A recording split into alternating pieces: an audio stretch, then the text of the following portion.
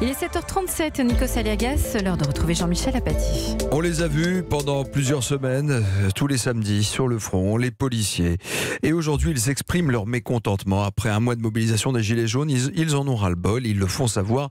Le gouvernement doit s'en inquiéter. Jean-Michel Apathy, qu'est-ce qui se passe ? Terriblement. C'est la dernière colère. C'est le début, enfin, pas du désastre, mais enfin, on n'en est pas loin. Qu'est-ce que c'est la police aujourd'hui ? La police, c'est le dernier rempart de la République. Vous enlevez les policiers lors des manifestations des Gilets jaunes, mais l'Élysée est pris d'assaut. La République, c'est terrible de dire ça. J'exagère à peine. La République aujourd'hui en France, où l'État, pas la République, mais l'État tient à un fil. Et ce fil, c'est la police. C'est un constat extraordinairement inquiétant. Donc la colère des policiers, bien sûr qu'il faut s'en soucier, mais il faut la comprendre. Pourquoi est-ce qu'ils sont en colère, les policiers ? D'abord parce qu'ils sont, au sens plein du verbe, épuisés. Depuis 2015, le terrorisme, Notre-Dame-des-Landes, des manifestations incessantes. À propos de tout, de rien, la réforme de la loi El Khomri, la réforme du Code du travail, la réforme de la SNCF. Maintenant, les Gilets jaunes, c'est presque inhumain d'être policier. Les policiers, aujourd'hui, sont effrayés. Vous savez, les policiers, c'est des citoyens français, voilà. Ceux qui sont au bord des routes ou qui sont dans les compagnies de CRS, ils ont 30, 40, 50 ans. Qu'est-ce qu'ils ont vu pendant les manifestations des Gilets jaunes ? De la haine dans les yeux des Français qui étaient en face d'eux. C'est énorme, ça. Ils ont vu qu'on voulait leur faire du mal, les blesser.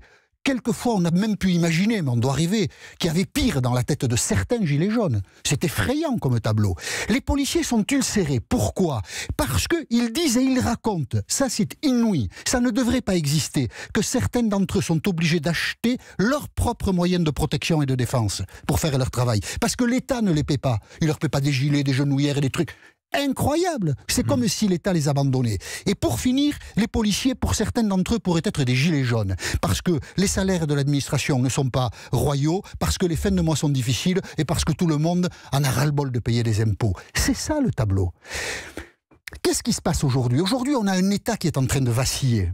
C'est pas fréquent, vous savez. C'est 1934, les ligues d'extrême droite. C'est 1958, la guerre d'Algérie. Et c'est aujourd'hui. Alors, les circonstances historiques n'ont rien à voir, mais l'État vacille.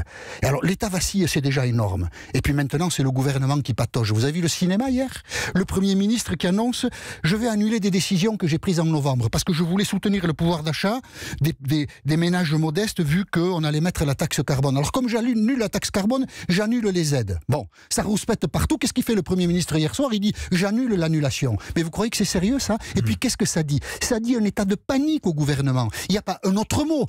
La langue française est précise. On panique à Matignon, alors que l'État vacille. Vous savez, si on continue comme ça, mais bientôt tout est par terre. C'est ça, la réalité. Et quand tout sera par terre, il y a bien quelqu'un qui ramassera tout ça, mais je ne sais pas qui. Jean-Michel Apathy, tous les jours à 7h40 sur Europe 1.